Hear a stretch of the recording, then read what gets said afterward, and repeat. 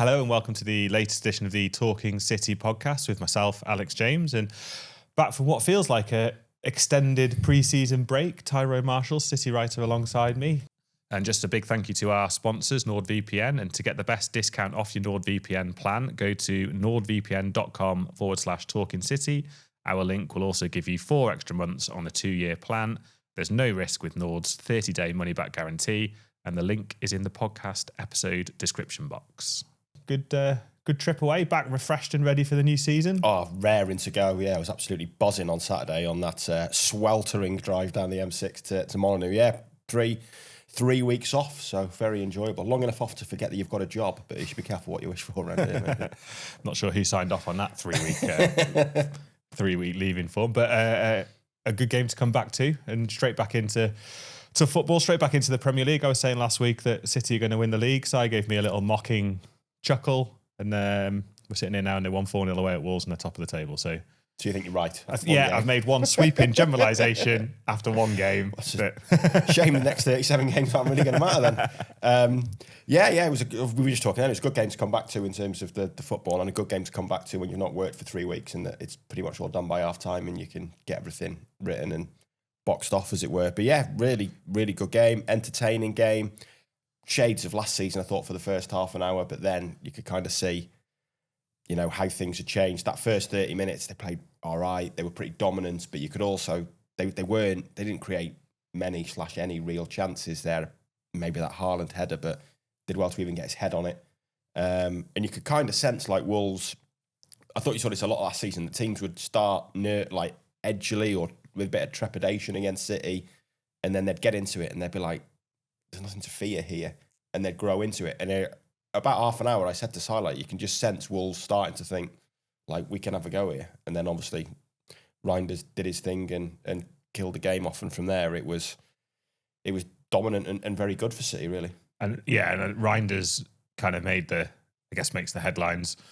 Man of the match eulogised left, right and centre about how impressive a performance it was, which it was, but it was far more than just Rinders had a good debut, wasn't it? Once City got into their groove a little bit, as you say, there was a couple of chances for Wolves and it could easily have turned out so differently had he not been offside for the one and he's not been offside for the other, actually, when Trafford made that good save. But Trafford looked pretty assured.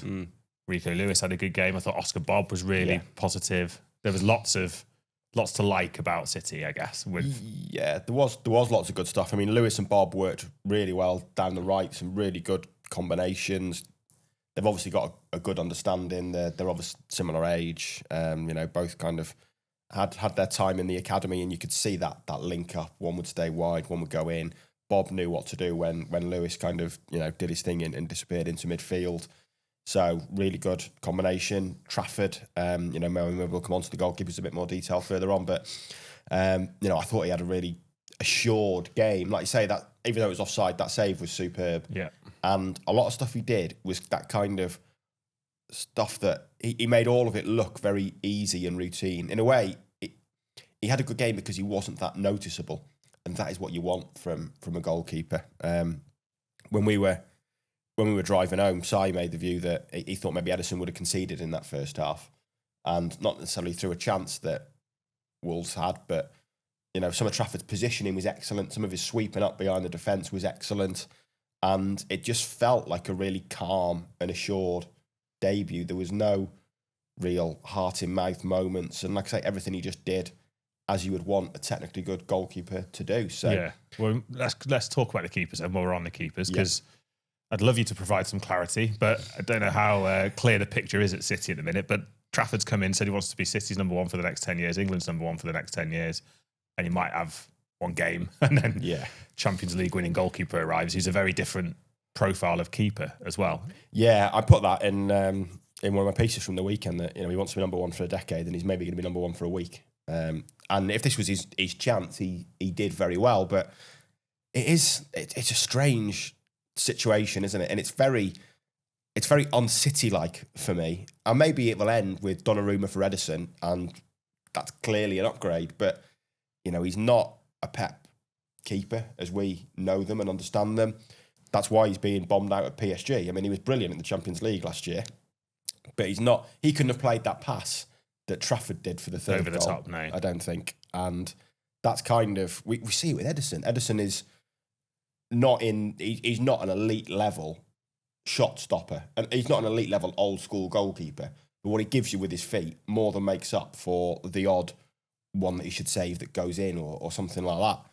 Yet you're almost going completely the other direction with Donnarumma, who is a phenomenal like penalty area goalkeeper, a phenomenal line goalkeeper in making saves, but probably isn't of that level, building up play and creating attacks. So it's a strange one. I also think it's a strange one for Trafford. I mean, you can see when they signed Trafford, you can see them selling that idea of like, right, you can do a year, maybe as Ederson's number 2, maybe you end up number 1, but next year, you know, his contract's up. It's pretty clear he's going to go. Yeah, the pathway's there. Yeah, the pathway's there. It's your chance to become number 1. And he's City. He's ingrained. He knows. Yeah, he knows the club, and he made it clear he's not going to be England's number 1 if he's City's number 2. That's a fact. So you sell him that sort of pathway, that route, and I mean Trafford himself would back himself to get ahead of Ederson this year, I think.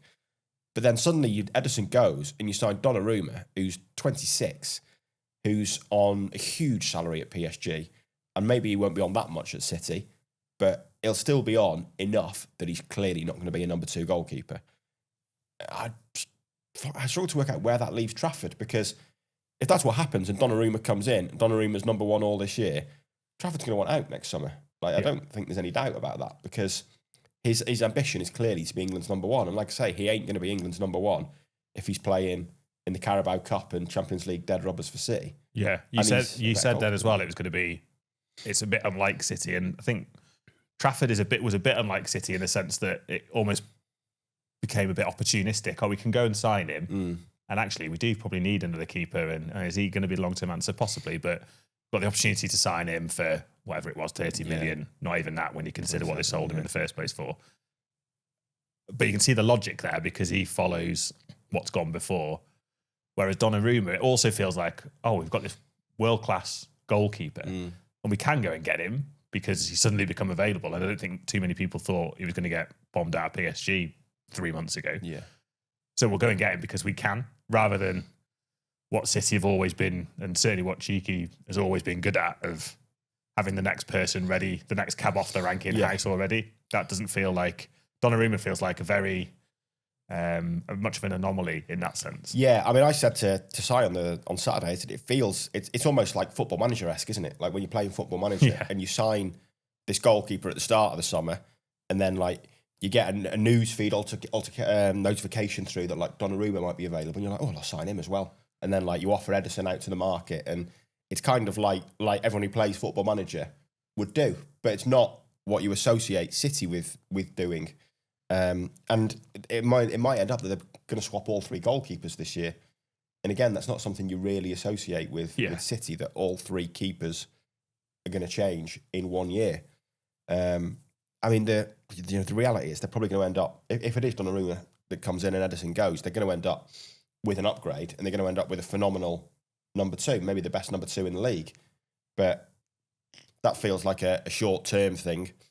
I mean, maybe you look at it and, I mean, Donnarumma is a brilliant goalkeeper, and are City's chances of winning the Premier League and the Champions League higher with Donnarumma in goal or Ederson/Trafford in goal? And you'd probably say with Donnarumma. Yeah, and also it might be a little bit of a change in, like City might play, well, they'll have to play a little bit differently, but maybe that's the plan anyway. Maybe they do want to play a little bit differently in that sense. Possibly, yeah. But I think there's just a compromise. There's going to be maybe there'll be a compromise on the principles, because Pep is so desperate to win the Premier League back or to win the Champions League, and he's taken a pragmatic view now. Like throughout his career at City, he's not really taken the pragmatic view, has it? He's taken the romantic view of like building this style and this system, and everyone knows what to do. And you sign players who, how many times have we seen players have a difficult first year and then it clicks and they start to get it and they start to get what he wants. Whereas now he's clearly coming towards the end of his time at the club. Maybe he's taking the pragmatic view of, we've got to win something, got to win one of these 2 big titles. And the reality is, if we sign Donnarumma, our chances are better of doing that. So maybe it's a pragmatic transfer rather than like romantic, probably the wrong word, but kind of the long term, like this is how we play, this is what we do. Now there's a slight compromise, like, right, we've got to win. Yeah. And what was also telling, I think we mentioned this earlier, the use of subs and whoever it is, Trafford or Donnarumma, that is a changing of the guard. It's more of a changing of the guard if it's Trafford just because of his age and City background. But on Saturday, it was Nico O'Reilly who came on ahead of Ilkay Gundogan, and it was Kusanov who came on ahead of Akanji or Ake. That felt, again, without reading too much into substitutes made on day one for the last half an hour, that felt like a bit of a, oh, okay, so we can see where the players who might move on to reduce the squad size are. They're Gundogan, Ake, Akanji, Etal, and Ortega. Yeah, I totally agree, and I'm going to read too much into it because I'm going to write a piece on it. So that's what the first week of the season is for: is to make sweeping generalisations, sweeping judgments, like you, that the City and to read everything into one game. Yeah, it did. You know, it was interesting that in his press conference afterwards, Guardiola was asked about the state of the squad. Like, what do you make of the squad now? And I think the very first words he said were too big. Yeah. And he's clearly, you sense a bit of frustration and annoyance that this squad is still too big. And I mean, you look at that team and that bench on Saturday and you're like, that's stacked. And you look at the players who aren't there. Yeah. And I mean, Gvardiol, Foden and Rodri would be in every matchday squad when they're fit, and they weren't there. So 3 players who were there would have to drop out. And it's clear that players have got to go, and you wonder if this is kind of why the Rico Lewis thing is becoming a talking point. And maybe we'll come on to him, but because they're struggling to shift other players, Lewis is wanted, and suddenly it's like, well, maybe we just have to sell him to get rid of someone.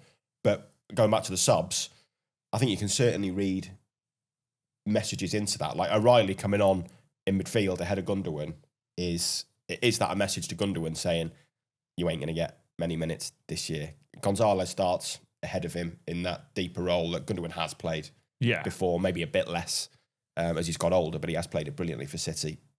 Gonzalez starts, then O'Reilly comes on ahead of Gundogan in kind of one of the number 8 roles. And then Kusanov comes on for Stones when Akanji and Ake are on the bench. And yeah, maybe it's a message to Gundogan especially, maybe to Akanji, that like, look, you ain't going to get many minutes here. When Foden's back, when Rodri's back, you two might not even be in the squad. Yeah. So it might be worth moving on. And those two, I think those two are probably players you could sell without needing replacements, without many real issues in terms of the squad. I think they're both at a point now where they're not going to play that often if everyone is fit and available. So yeah, I think maybe those subs are a message to him. And if the game state had been different, if it was 0-0 with 20 minutes to go, it probably would have been. It might have been Gundogan over O'Reilly. Yeah, but it was probably a chance just to send a message that, like, look, you're not going to get that many minutes. There's 2 weeks left in the window. Hint, hint. Go and try and find a club elsewhere. Yeah, and the Lewis thing. I'll be honest. I think Lewis has been hard done to over the last 12 months, 9 months. But I still thought Núñez was going to start at Wolves. And I tend to do a predicted 11, which very, very rarely I do get 11 right. And first game of the season, miles off. Not a great start. Not a great start. But I don't think too many people thought Lewis was going to start that game. And then Lewis played well. And as you said, there is interest in him. Selling him in a position where you don't have a clear right back anyway, and he's homegrown. And I know we talk about homegrown a lot, but we talk about homegrown a lot because it matters at the moment. Yeah. Feels madness. Feels a bit daft. Yeah, it does. I mean, you're right. That team, when that team landed, I think everyone was like, "Whoa!" There was a few. I mean, the Trafford Edison thing, I guess we'd seen coming, even though it was incredibly confusing on Friday with what Guardiola was saying and what was actually happening. But it seemed that we'd read the tea leaves on that Edison wasn't there. But I mean, Lewis starting ahead of Núñez was probably the biggest shock.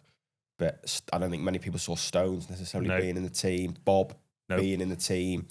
It felt like Bob had kind of that year had really set him back in terms of where he was in the squad. Then suddenly he's in the team. But Lewis over Núñez, given the transfer talk, was a major surprise. Given Lewis, started the first Club World Cup game, then missed the rest of it after that red card. Felt like Núñez was kind of starting to nail down that right back spot towards the end of last season and then in pre-season. So it was a surprise. I thought Lewis played really well. Yeah, so did I. I think, he did have a difficult season last year, but I don't think he's alone in that regard. And it's difficult when all he'd known is success, really, and as a City player. He also started off really well. I think I've made this point before, though. Yeah, he did start really well. He played the first 6, 8, 10 games. Yeah. He was excellent. If that had gone the other way, if he'd have struggled for the first 25, 30 games and then found his feet and played really well for the last 6, 8, 10 games of the season, everybody would be like, here we go. We've got Rico Lewis. He's emerged as the long-term right-back option. It's maybe a bit of recency bias as well. And it's accurate. Not defending him to the hilt that he wasn't struggling. He was. But there's a bit of forgetting what happened at the start of the season and also what we think and hope is probably going to be a unique 6 months at City, which might, hasn't happened before under Pep and probably won't happen again the way they sort of imploded. And he did seem to cop a lot of grief in the second half of last season. And I mean, maybe part of that is, and every club does it, that in a weird way, when things are going great, your own are brilliant. When things are going difficult, in a weird way, it's often them that gets a bit of stick. And he did seem, certainly online, to get a bit of stick towards the end of last season.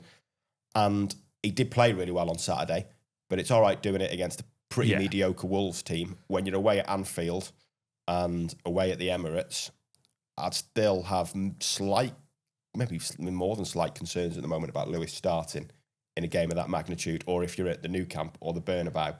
I still think that's a huge ask for him. In a possession-dominant team where you're as comfortable as that, Lewis is going to thrive.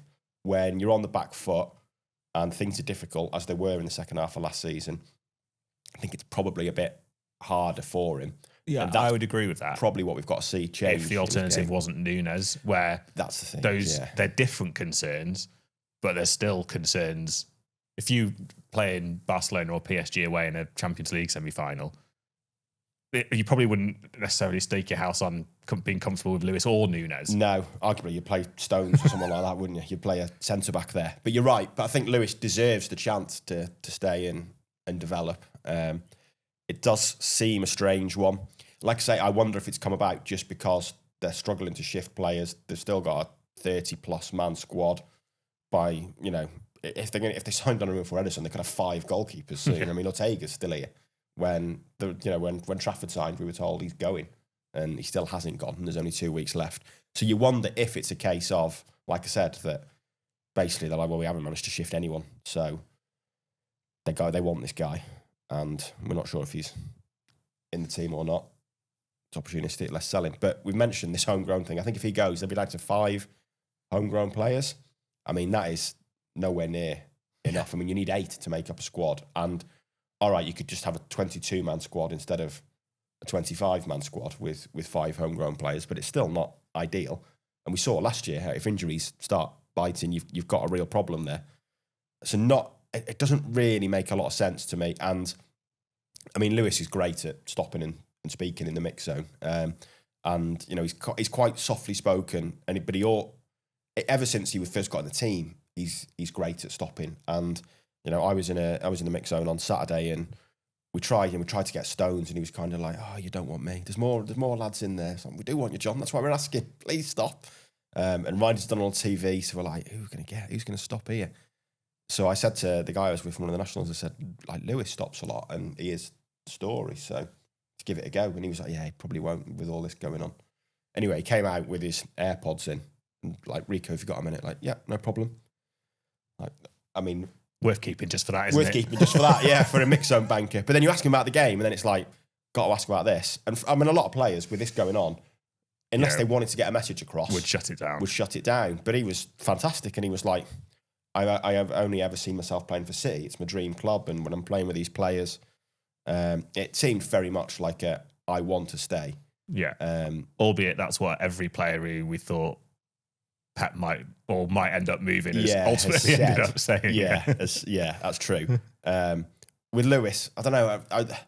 It felt to me like he was basically saying, "I don't want to go here." Yeah. And if I do go, like, it's not my doing. Yeah. I'm going to be sold against my wishes if I go, basically. The one thing I did ask him about is sort of guarantees over game time and things like that. And he did say it's difficult. Every player wants to play, but he also said it's on me. If I've got to take my chances when I get them, like he did on Saturday. And you would think that if he's still here next week, that gets him in the team against Tottenham. And if he plays well against Tottenham, he's in the team against Brighton. But I guess the question is, will he still be here next week? We'll have to wait and see on that. But I mean, if he goes as well as McAtee in this window, I don't think it's a great look for City either. That like they're selling so many of their homegrown players. I know they bought back Trafford this year. If Lewis goes, there'll inevitably be a buyback clause and things like that.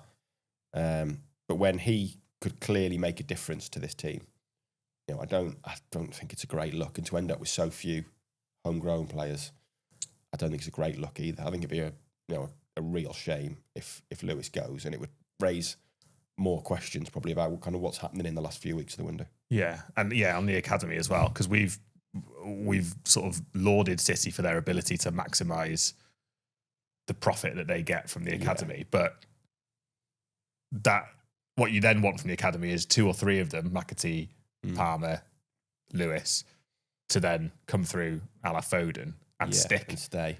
And that's the perfect dream scenario, because you might be able to get 10, 15, 20 million for someone you think, they might come through, but we'll cash in. But yeah, I'm with you. I think players want to see that. How often do you hear young players and under 21 and EDS players talk about the pathway and being able to come through? And if you keep using Foden as the example, I mean, how long is it since Foden came through? It's a long time. It's a long time ago. Yeah. And I guess Lewis is the one after that, but if you sell him, it kind of shows it's not there. I think McAtee is right to have a lot of grievances and frustration that he didn't play anywhere near as much last year when the team was struggling so much. I think that's a bit of a, I know Guardiola's kind of apologised in press conferences for it, but he obviously didn't want to play him for a reason. I mean, when City are at their best, McAtee's not going to be in the team, but I think there was ample opportunity to play him last year. He's clearly a good player. England under 21's captain.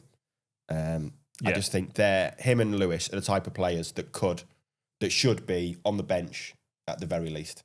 And maybe this is kind of an issue of all the turnover and the churn that we've had recently with signings and things like that, and the players have had to go. But I mean, I still think there's probably should have been room for McAtee in that squad, and certainly should be room for Rico Lewis in that squad. Yeah, I also think it probably sends, if it does transpire, and it may well not, it sends a message to your best 15, 16, 17, 18-year-olds. Maybe I'll go and sign for Dortmund, or maybe I'll look at Chelsea or whoever it might be who suddenly are playing the likes of me, not me, the likes of me if I was a talented 16-year-old Manchester City player, where the pathway is a bit clearer. But as we say, it might not happen anyway. So no, possibly not. But it is clearly an issue. I mean, you saw it with Cole Palmer last year when he pushed for that move and plays every week now, and is one of the best players in the Premier League. The pathway, people will probably look at Gittins now and be like, he kind of saw that there wasn't going to be much of a pathway maybe at City, went to Dortmund, has now got a 50 million transfer to Chelsea and started on the opening day of the weekend.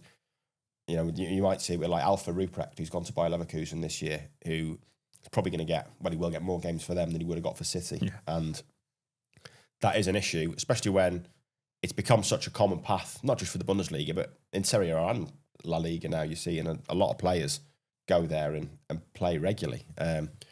And when you've got, there's certainly going to be agents of players who are 16, 17, 18 in the City squad. And if they're seeing A, a bloated squad, and B, it's academy players that are being sold, when it comes to signing a professional contract or something like that, they might be like, look, take your opportunity elsewhere, in the Bundesliga or in Serie A. And then, as Gittins has proved, as Sancho proved, albeit very short-lived, you can go and play there and come back to the Premier League and get a big move. I feel like we've digressed now started off all positive about City and how... we didn't actually do much about the game, I don't think, did we? We'll come full circle and we'll do a bit of Rinders, because I do think we can't do half an hour podcast on the back of that without talking about just how impressive a performer he was. How he spoke well afterwards, I thought, when he did his broadcast interviews. And he obviously played really well. He had that kind of knack, like Frank Lampard-esque kind of knack to late runs into the box. His goal was excellent, really good finish. Really good finish. And he just looked so comfortable for someone adapting to City. And you mentioned before, how often do we see someone sort of thrive in a second season? And he's adapting to the Premier League. And it just was like, and away he went.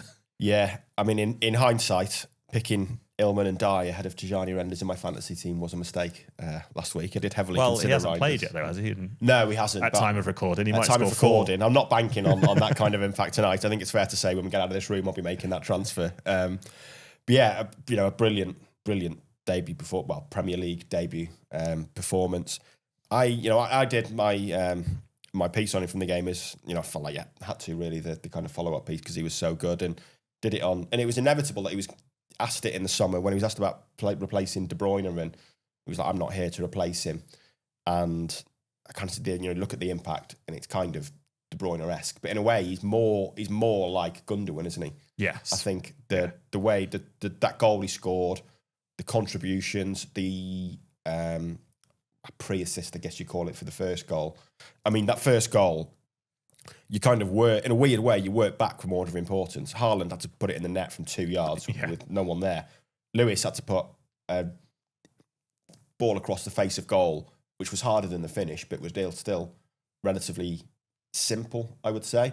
But what Rejnders did made that goal. Like, he held off a couple of challenges. He drove forward. He clipped that, lifted that little pass over for Lewis. I mean, that goal owed everything to Rinders, really. Yeah, and it was intelligent as well because he didn't play it early. He did almost like a little shuffle, didn't he? Past two players, knowing when to play and when not to play, and then an awareness or a vision of where the space was, and then the ability to, as you say, sort of scoop it over the last man. Yeah, it was fantastic, and it was more Gundogan-esque than De Bruyne in terms of where he's picking it up and driving forward. And same with the goal, that being up there with the counter attack and the quality of the finish. I thought it was really encouraging. And you look at it and you think a Rodri Rinders midfield is a pretty mouth-watering prospect going forward. I think this season when Rodri's fully fit, he definitely looks a Gundogan type player. I think he looks that classic number 8 for City, getting into timing those runs into the box, getting those runs, and something clearly clicked for him at AC Milan last year in terms of goals, getting those 15 goals. And I mean, it looks so far, the 2 goals in Sicily, the goal on Saturday, it looks like it's going to click for him again. And even with, I thought the third goal was a brilliant goal. Yeah, it was. Trafford's ball was fantastic. Rinders' first touch was fantastic. Then exchanging passes with Bob, I think it was, wasn't it, Bob, down the right. And then the quality of the ball back from Haaland. And even the finish, I was talking to a couple of the Wolves press guys afterwards, and they were like when that ball falls to Haaland, you just think it's going to go in the net. But you look at where he actually got it, that's not an easy finish, slightly at an angle, not particularly close to goal. He must have still been 15 yards out, I'd guess. But you look at it still and you're like, you still expected it to go in the net. It's a really underrated finish, I think. But yeah, it was a superb team goal, and Rinders played a big role in it. And the intelligence to find that pass to Haaland, because I think when you get in that position and you're on the byline, so often you see players just drill a ball across the 6-yard box. But Rinders had the awareness to know where his striker was. There's plenty of players who would have thought, my number 9's going to be in the 6-yard box. Focus, head down, get the contact. Oh, he's not there. You see that every single week. Yeah, into the corridor of uncertainty. Yeah, exactly, yeah. And then, no one's attacking it. And they're like, why is no one attacking it? But the move developed so quick that, Haaland was kind of on the edge of the box almost, and Rinders had the awareness and the vision to see where he was and play the right ball. So, yeah, great goal and, a brilliant debut. Hell of a lot to be excited about there. Yeah, and on an afternoon or evening, 5:30. It's hard to say, innit? It feels probably like an afternoon in August, but in January, I think it'll be an evening. A grim evening, yeah. But yeah, on a sort of afternoon evening of positives, Rinders the biggest one. And you can keep up to date, as always, with everything transfer related. And there's bound to be plenty of it over the next coming days and weeks on the MEN on our usual channels. And we will be back again on Friday ahead of the Tottenham game. So thanks for following, thanks for watching, and thanks for listening. And we'll see you soon.